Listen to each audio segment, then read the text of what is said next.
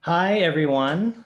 Um, Thank you so much for choosing to attend this seminar. I really, truly hope you get something valuable from it and want to give a huge thanks also to YFCC and the folks at Stone Barns for asking me to present today. I am truly, truly honored. So thank you. Um, my name is Patch, and I lead the culinary R&D here at Row 7 Seeds. And before I get into today's topic, I just want to tell you a little bit about myself. My background is in restaurants. I'm a chef. I spent over 15, almost 20 years working in food service jobs. I got my start at McDonald's, of all places. Worked at cafes through college where I got a totally useful degree in modern American comparative literature. And after college, I somehow ended up living and volunteering on a biodynamic farm in Argentina where I was trying to find myself. And embarrassingly enough, I actually did. I was put in charge of daily lunch, which I prepared after spending the mornings working the fields. And it was there that I really, truly fell in love with food and agriculture. Um, I returned to the States and chose to pursue cooking, always seeking out restaurants and chefs that sourced heavily from and had really strong relationships with local farms. And I predominantly have worked in California, New York City, but I've also had stints in Martha's Vineyard and in Mexico. Most recently, I held the position of executive chef at a farm-focused restaurant called Marlowe and Sons in Brooklyn, and I actually left to take this job at Row 7. I think it was the best choice I've made in a very long time, but I'm not here to talk about my love-hate relationship with restaurant life. We're just going to talk seeds. So next I'll tell you a little bit about Row 7. Some, but maybe not all of you may already know, Row 7 is a seed company started by Chef Dan Barber, breeder Michael Mazurik, and seedsman Matthew Goldfarb. We produce organically certified, non-GMO, unpatented, and US produced seeds, all of which is a huge feat. What sets us apart from other companies, among other things, is our focus on flavor. We work on the central belief that flavor and nutrition go hand in hand, that more flavor basically equals more nutrition. There's a lot more nuance to that, but it's what drives us. Every project that we pursue not only goes through extensive field trials and evaluations, but also thorough and rigorous culinary evaluation with our internal teams, as well as our international network of chefs, restaurants, growers, farms, and breeders. And my role is to conduct these culinary evaluations, to engage with the tasters, collect data, store it, analyze it, translate it, and report back to breeders or other project leads.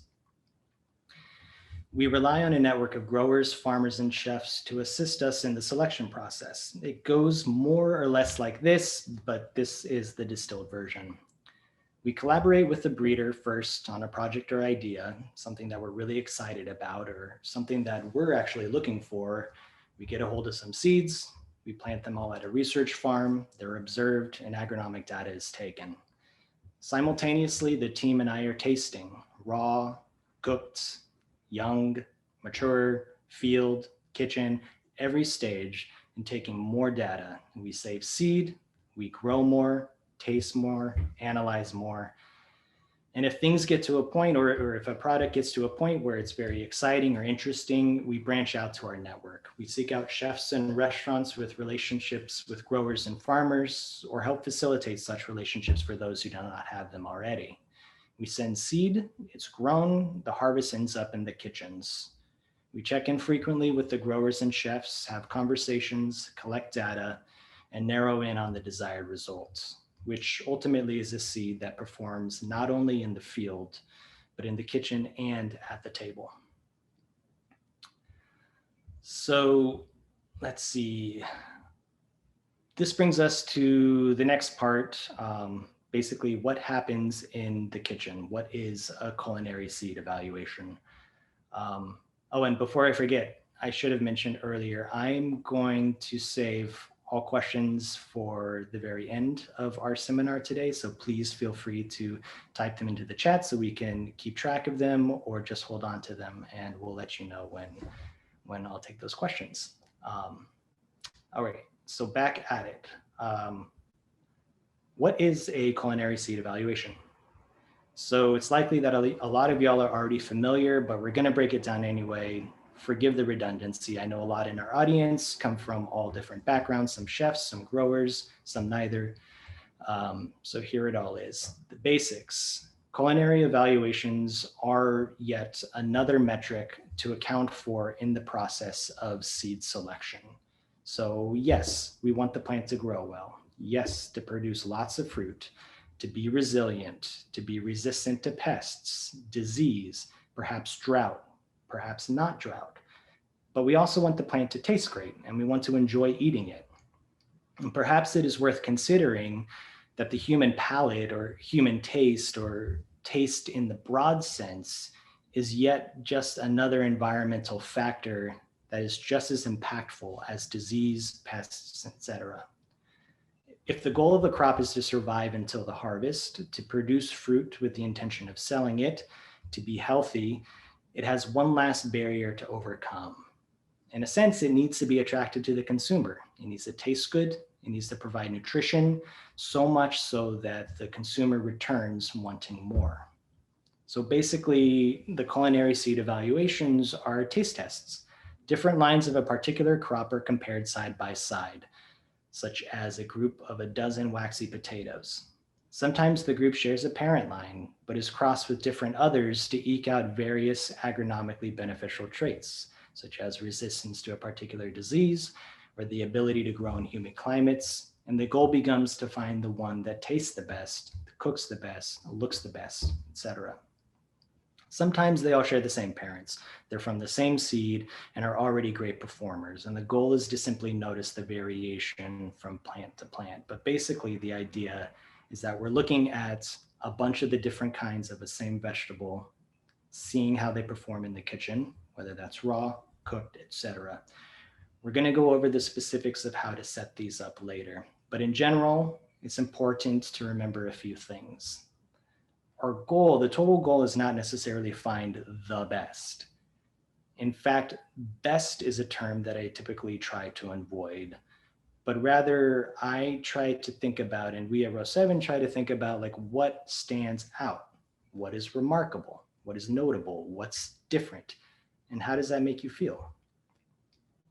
The best part of an interactive culinary seed evaluation between cooks and growers is the conversation that you can get into about it. Well, you can get into about everything: flavor, growth, perception, life. But the greatest part about it is just this process of communication and the relationships that you can build. So why do a seed evaluation or a culinary seed evaluation? There's an easy answer, which many of you growers out there already know. You want to know if it tastes good. And yes, a grower is entirely able to determine that on their own. And yes, significant culinary evaluations happen all the time at farms everywhere without a chef stepping foot into the arena. But today, for the sake of the title of the presentation and our goals at Row 7, we're going to focus on the benefits of engaging chefs and growers in this conversation together.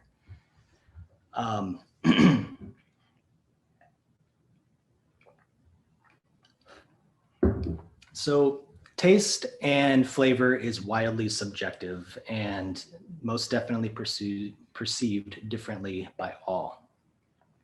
A chef or a culinary team does not have necessarily better palates or the correct palates, but they are trained to taste. This gives them the advantage of being able to identify a sensation and translate that sensation into words, and to do so very quickly and instinctually.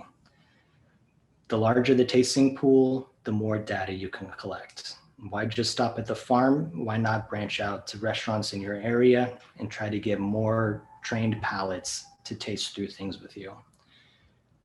And also, culinary seed evaluations are just sometimes really hard. They're hard on the palate. They can be exhausting. They're hard on the jaw or even the stomach sometimes. Sometimes you need help.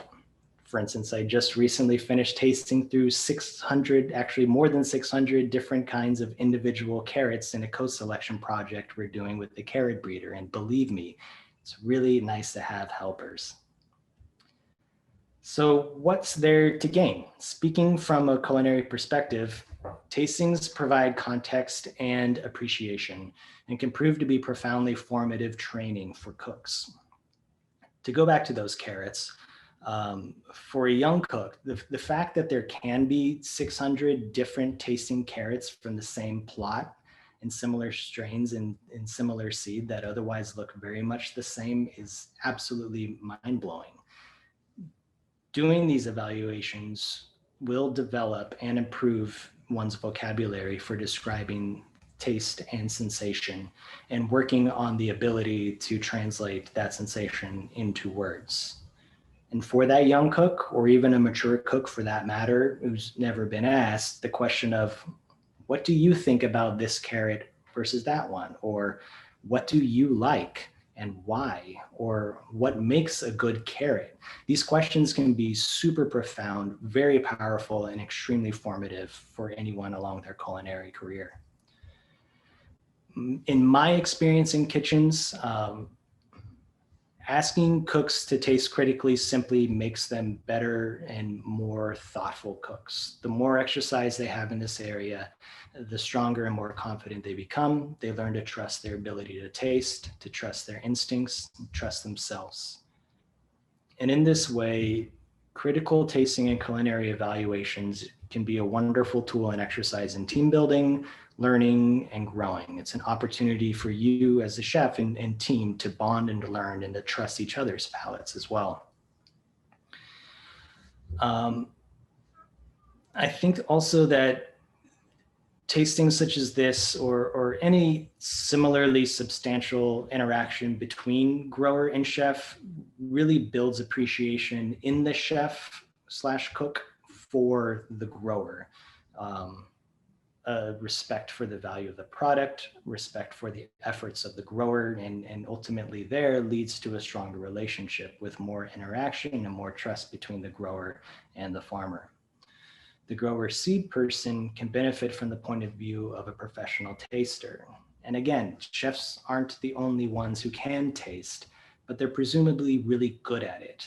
They're efficient, quick, accurate, and they'll tell you what they want. They will not be afraid to tell you what they want, which can be really great. Learning what a chef wants, what a restaurant kitchen needs, where their tastes and priorities lie can truly benefit the grower when considering their crop plans or market goals, or for a breeder when trying to consider the color, texture, flavor, shape of a certain vegetable. Take, for instance, a beet, where in kitchens, if you're given a super round beet and you're asked to peel this beet, it takes a very long time to peel all the way around the beet. But what if you were given an oblong beet that was actually shaped more like a cylinder and there was more like top to bottom length there? Suddenly peeling this beet goes a lot faster because you don't have to move your arm all the way around this round object, but rather you're moving along something that's more like a carrot. Cylindrical beets, faster to process and easier for the chef. Where was I? Speaking of beets, it also might never occur to a grower that a chef would want, say, a white colored beet that when cut raw will never oxidize, never turn gray or black. Or why? Conversely, a chef might not realize how or why this is a very difficult thing to achieve. So the conversation that sparks in these moments about these little things that we don't understand about each other's respective fields and backgrounds and specialties becomes really profound for everyone involved. Not to mention the breeder who happens to know exactly why they oxidize and how to select against that trait. So now we can go into the actual stuff of it all. how to do a culinary evaluation, what it entails.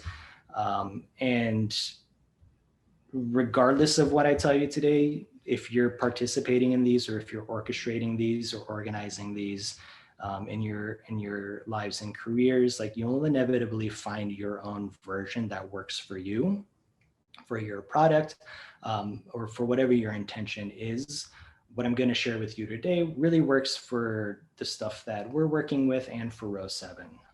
We'll establish a basic framework, and I can provide tips and hints to help hone in on the efficiency of these tastings.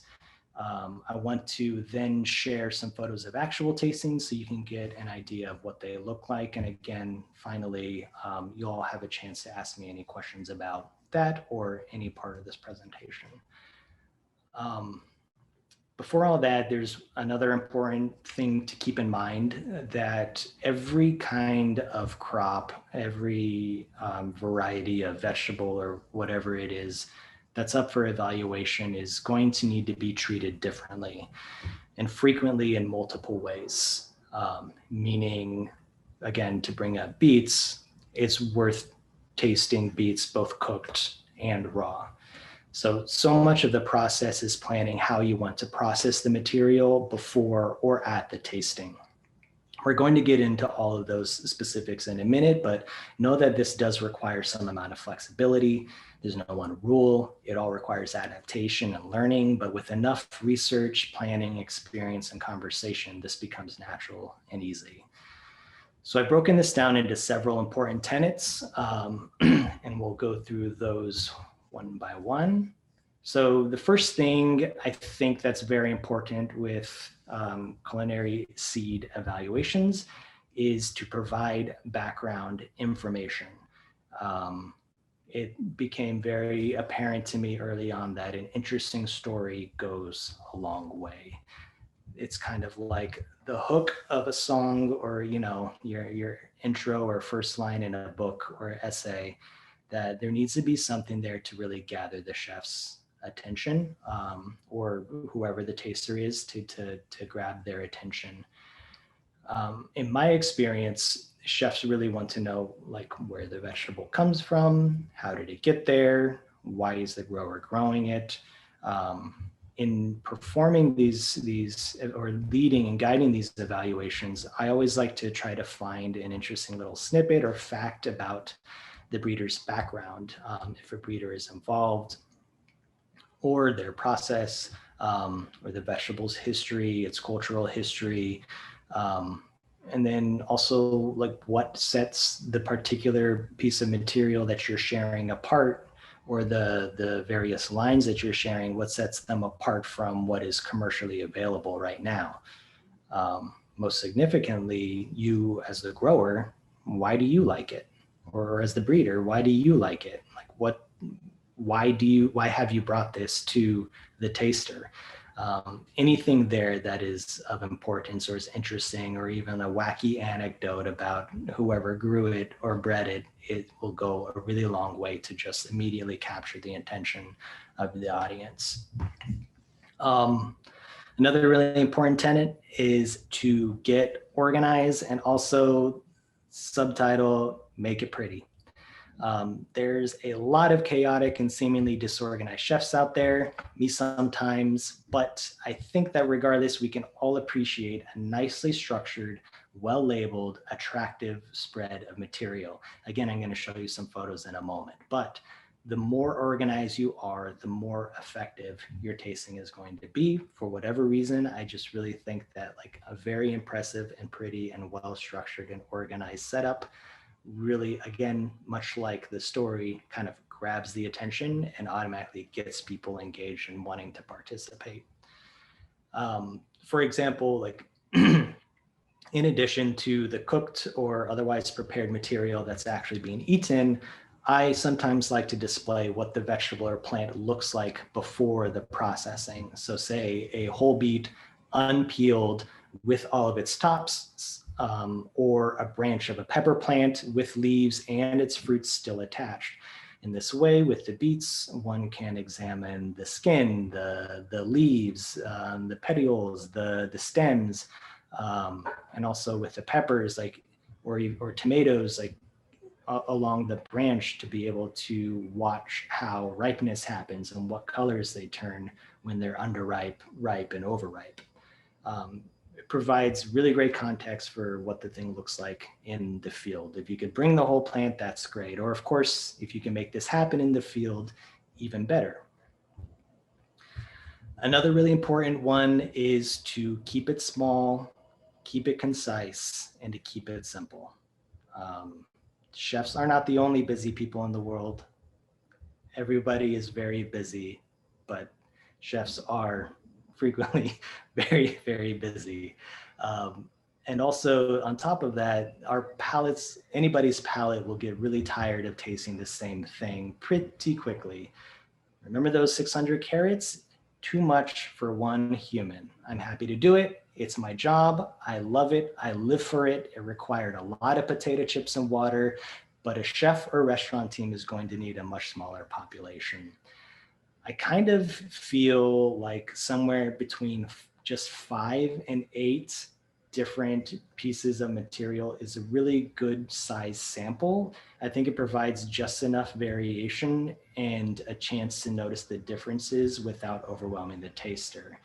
And if doing about 5 to 8, you can probably keep the whole tasting somewhere between 15 and 30 minutes, which seems like a pretty decent chunk of time to be asking for somebody to give to you to provide, their feedback and to participate in the discussion.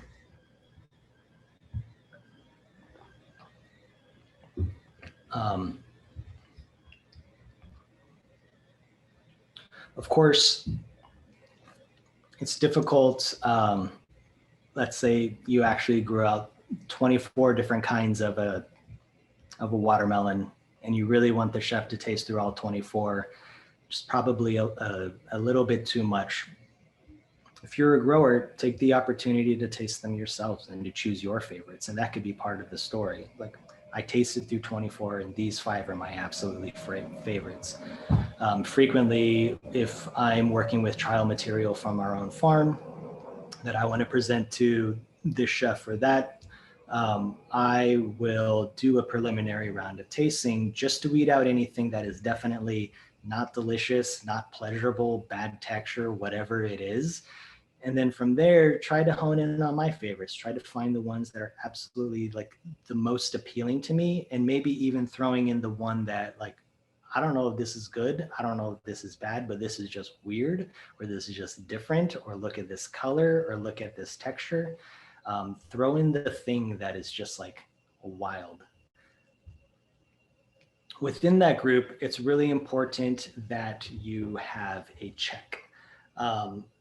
The check is basically kind of like the standard that you're working against. Our approach at row 7 when identifying potential products is to pursue what might be missing in the marketplace. We're trying to fill the hole. We don't want to release something that's exactly the same as something that's already out there, because what's the point? When you have a trial vegetable ready for tasting, when we have a trial vegetable that's ready for tasting, we always either plan to grow out or sometimes end up purchasing whatever already exists and is popular in the marketplace to compare it to. It's really important to provide this context during the taste and to determine if the trial material that you're working with is any different than what's already out there, is any, again, we're not using best or better, but like is any in any way more remarkable or thought-provoking or exciting than what's already out there. I also like to lead with the already available product. This kind of like sets the stage for the rest of the tasting, and I'll give you an example in the moment, but what it does is it gets the tasters familiar with the product as it usually is, before introducing what it could or what it might be. So our next question, it's a big one: to cook or not to cook? This is a big question of or like a really big sticky issue of intervention versus non-intervention when conducting these culinary seed evaluations, meaning how much manipulation should you give any product? Is it best to experience the material in its most natural state? Sure, that sounds really nice and really natural. I'm all for it, but try chewing on a raw pumpkin, right? Not so nice. Okay, so perhaps you cook it, but there's a big question of how. Do you boil it? Do you roast it? Is it steamed? Do you add salt? No salt? Oil? Butter? Herbs and spices? Anything? Nothing? Like, at what point do these manipulations get in the way of our tasting? And at what point do they actually help augment the tasting ability? One of our co-founders, breeder Michael Mazurek, likes to tell the story of how before he was even asked to breed for flavor and was working on the infamous honey nut, he would microwave winter squashes with no salt or seasoning in order to taste them. It was fast, it was efficient, it was easy, it was just, set it and forget it. He probably figured this was the purest and easiest, cleanest way to really truly taste, the authentic essence of the squash. But what he eventually came to understand, however, was who actually microwaves squash. Like, microwave safe plastic bags of frozen squash aside, most folks will opt for boiling for soup or puree or roasting in the oven, maybe steamed. And yes, some will microwave, but I think I can make the assumption that chefs and most market goers are not going to be choosing this route, or at least not for their squash, maybe just their popcorn. So the question becomes, what is the right amount of manipulation? And fortunately, that is a debate that we could really engage with at length. That would require a whole another seminar on its own. But so for the sake of time, I just want to share with you that I really believe that it's important to at least do some. I think that to truly be able to evaluate the flavor of any given crop meant for human consumption and enjoyment, it's important to, on some level, mimic the very methods by which that crop will likely be prepared and focus on the results of that particular method. For instance, say you want to evaluate a bunch of paste tomatoes, right? The tomatoes that are made for pastes and sauces. While it is worth sampling them raw to get a holistic sense of the material, and perhaps that's a method that one might do in the field so they can just go quickly from plant to plant to try each fruit to see which ones are great, which ones are not. Its intended use is not to be a slicer. The intended use is to be a saucer. So to really truly get the essence of a paste tomato, it would probably be best to manipulate it by saucing it and or pasting it and providing that process material for the tasting. Alternatively, consider a chipping potato, the ones that are meant for frying. Boiling is likely not going to be the most accurate route to taste if you really want to get to the true essence of what a chipping potato can or could be. Another big factor is salt. So I think that cooking with some added salt goes a long way to bring out flavors. And while many humans cannot or choose not to consume salt, the majority of restaurants absolutely practice cooking with salt and preparing with salt. And so it's likely that the vegetable will ultimately, more often not, be served salted before it's actually consumed. So when I do evaluations, I do choose to salt them, but I typically don't salt as heavily as I do when at a restaurant. I use more like half as much, just enough to highlight the flavors without overpowering. So those are all the basic tenets.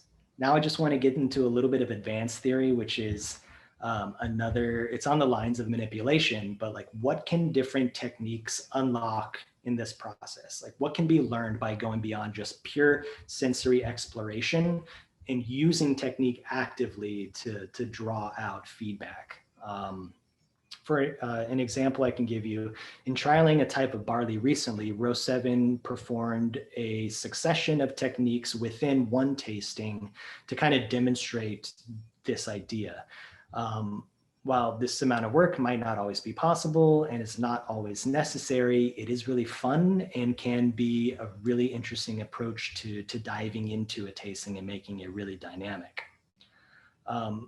A certain line, so how it went was a certain line of experimental barley was to be evaluated. First, tasters were given 1 or 2 varieties of similar barley that was commercially available, simply boiled with a little bit of salt. And the intent here was to first orient the tasters, as I had described before, to adjust their palates to the flavors and textures. And next, tasters were given the lines of the experimental barley, again, simply boiled with a little bit of salt to compare a barley that was significantly different and, according to most tasters, like just tasted really great and was a remarkable thing. Once they were used to the experimental barley profile, they were then given boiled and lightly salted experimental barley that had previously been nixtamalized. Now, the intent here was to ask basically what else can be unlocked? Like, what do different techniques add to the overall experience? In a future trial, I may try sprouting the barley, or perhaps toasting the barley, or perhaps doing both. The point is that extensive technique and manipulation may not be appropriate for every item. Sometimes you really do need to do the bare minimum. But sometimes, you just need to power through those 600 carats and just cut, slice, chew, and set aside. But I think that this experimental barley tasting was successful in exploring the possibilities of technique and really demonstrating what else there is to discover in a crop. So to bring it back to manipulation and technique, if you want, simply go for it, go crazy, just, keep it all in context. So those are kind of the outlines of important things to remember. I am going to, I have one more. It's questions. Always ask questions and always encourage dialogue. We're going to go over what a tasting evaluation form and prompted questions can look like, but it's always really important to, if you're conducting a tasting evaluation, to have in the front of your mind, like, do you like it? Do you dislike it? And why? What does it remind you of? What does it taste like? What does it smell like? What does it feel like? How does it make you feel? Why? The why is so important. If anybody who's participating in your evaluation ever says anything, always follow it up with a why. Always like with an and, like the yes and, like just really, truly like the most amount of information that you can gather, the better. It might not always seem super profound at the time, but it is all truly important. So now we're going to go through some photos before a Q&A. So I am going to share my screen with y'all.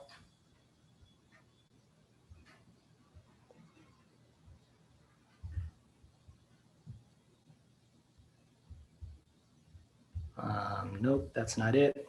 One moment, please. Here we go.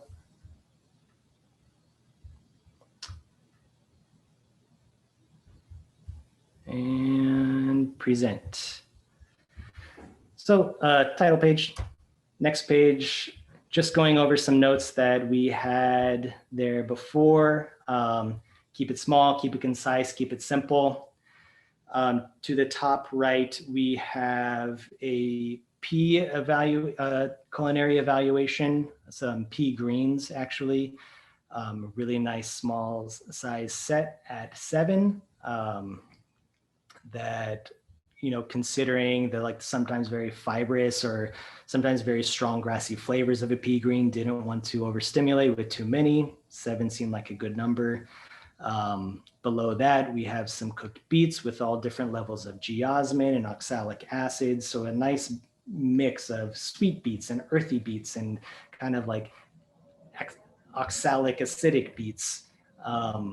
What you don't want to do are the potted peas right there in the bottom center. That is definitely way too much. You have too many peas. And again, like before, so you have this many that you really want to try, taste them yourself or find other ways that you can narrow down the field to get into just a few. Also, you could just split it up. If whoever you're tasting with has the time, split it up into different tastings. Again, the palate can get really, really tired. So having multiple successions of tastings if you really do need to work through a lot of stuff. Here's some equipment. Some painter's tape is hugely helpful. Sharpie as well. These are for labeling, and the vessels. As you can see, we tend to use a lot of egg cartons. I love egg cartons, especially for cherry tomatoes or small vegetables. Maybe those peppers were pushing it a little bit, but maybe pieces of peppers would have fit in there really nicely. They're just like built-in compartments, reusable. And also really useful are plastic deli containers, also reusable. And the ones down there were tasting peppers. I had pre-sliced.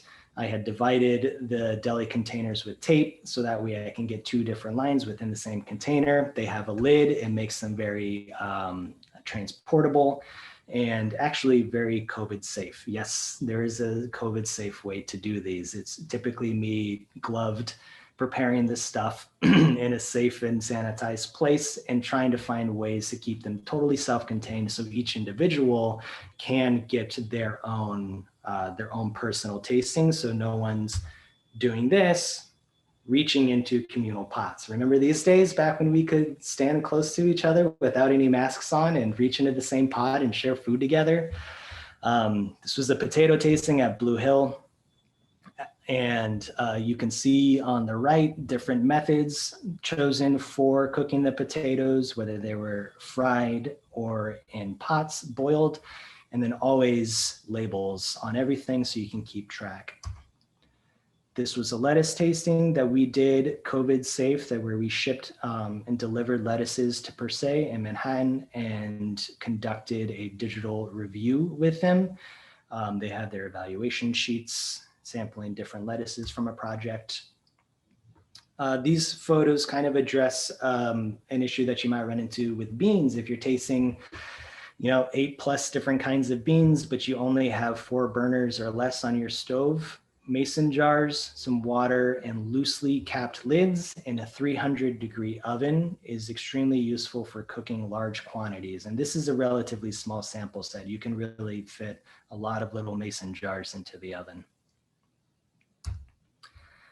This is a lead-in to our brassica tasting that we did, flags marking different heads, leaves from those heads transferred into label quart containers, and then outside at our research farm, I was sauteing, steaming leaves of different brassica varieties and evaluating them for flavor, texture, and also color retention.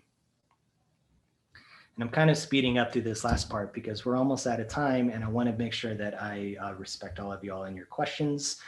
So here's a couple samples of culinary sheets, which I can definitely arrange sharing with any of y'all that would be interested later after this, but a couple of different ways to kind of organize the different metrics that are taken between raw appearance, cooked appearance. It's really important for tasters to document what they're seeing, but then also flavor, texture, aroma. On the left side, organized by different line and encouraging notes to be taken. On the right side, a different approach where it's more of a rank system where you put the line number closer to favorite or closer to least favorite. And then finally, tasting follow-up questions. I always love to ask questions or to kind of have like the essay portion of the test. So these are just a sampling of questions like, did you use the method that we had suggested that you use? If not, how did you prepare them? What stood out in appearance? What stood out in flavor, texture? And then like engaging the taster with what they think would be a useful application for it, something that you as the grower, breeder, whoever's conducting the evaluation have never thought of. How have these things compared to similar things that you've worked with before? What do you want to ask the breeder? What do you want to ask the grower? Like what questions do you as the taster have? These are all really, really important questions that could absolutely guide and help inform all of the feedback that you're receiving. So, and again, I can definitely make this kind of stuff available for anybody who wants. I'm going to stop that share and open up to questions for the last, oh my gosh, I only have 3 minutes.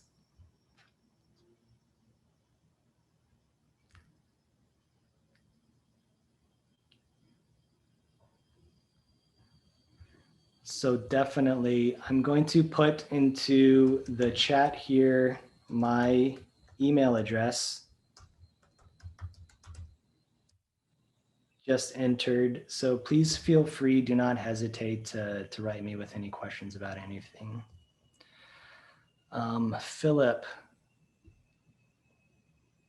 Thank you so much, Philip. That's so nice to hear. Such nice words about row 7. I appreciate that.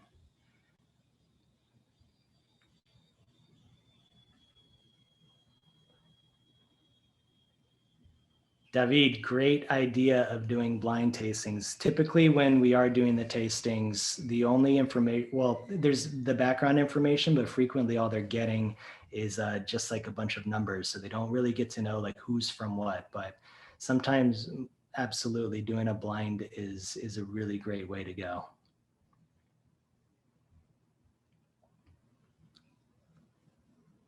So Melanie Edwards asked about how to do a collard tasting. I kind of shown that setup of what I like to do is basically getting a really hot pan, just a tiny bit of neutral oil like canola or vegetable, adding the collard leaves, and then adding a splash of water. Or if the collards have just been washed, just kind of leaving the residual water, throwing them into that really hot pan. And again, just a small amount of salt. And it's kind of like cooking in a wok where there's this like really quick and hot saute and steam. Sometimes they'll use a lid and getting them until they're just cooked. So you can experience a bit of like the brightness and the texture of the green, but it's not like, I love collards when they're cooked to death, but for the sake of time, you might just want to do like a really, really quick cooking for that.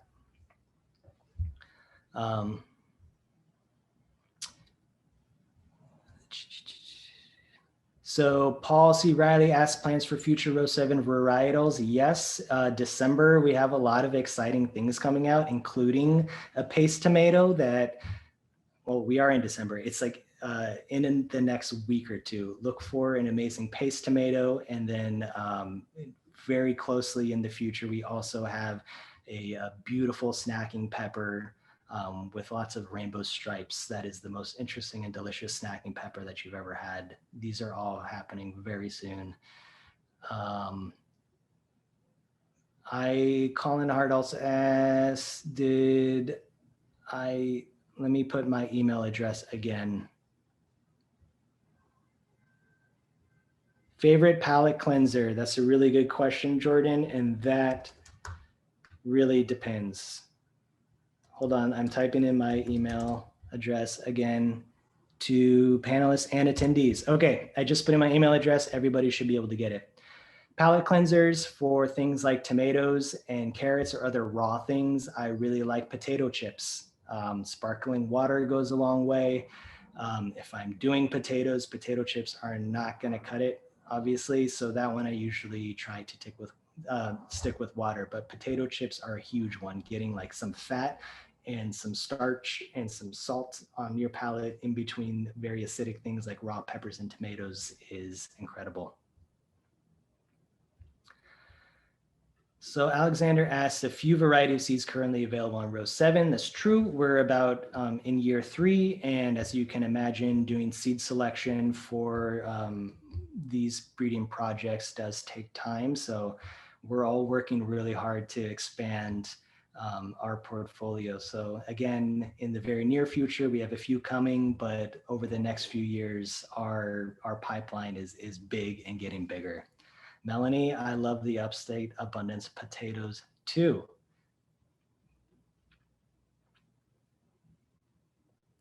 Rachel, that's a really interesting question. Absolutely. Do you align your prep with what the restaurant may do with it? Yes, and it's also really worth mentioning that it would be really beneficial to communicate with your targeted restaurant that might be doing the tasting with you beforehand, to just trying to get a sense of like, well, what do you usually do with corn, or what do you usually do with carrots, and try to get a sense of their practices and see if there is something appropriate to either their style of cooking or their preferred approach, such as you pointed out, the nixtamalization. John, I'm not doing another session tomorrow or Thursday, I'm sorry. And Paul, are there any potential row 7 varieties that failed that you'd be comfortable talking about? That's a really, really good question. I'm actually unsure how much that I'm allowed to talk about them, because when something doesn't work out the way that we're really wanting to, rather than completely accepting that it's failed, which I think is a very strong word, we try to hold on to it in a way where we can continue to work on it. And I guess in the end, like, we're really stubborn to totally give up on anything. So anything that we've completely 100% set aside, not yet. But again, we're just a few years new, so maybe down the line we'll have some that we're ready to let go of. Adam has asked, are you working on any corn varieties? And yes, we are. We have several different projects that, again, I can't get into too many specifics, but that do include a raw eating corn, and we have interesting projects in a dry corn, in maize or flint corn, that are all in the pipeline and upcoming. How do you work for taste in places that are hot, like South Alabama? That's a really good question. So thank you, Zeely.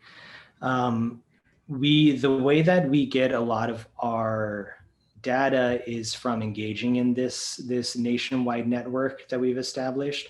And so our intent is to find regional growers and regional restaurants all over the United States that we can engage in this triangulation of interaction. So ideally, we would have people growing stuff in every possible climate to check to see if this thing works there or that thing works here.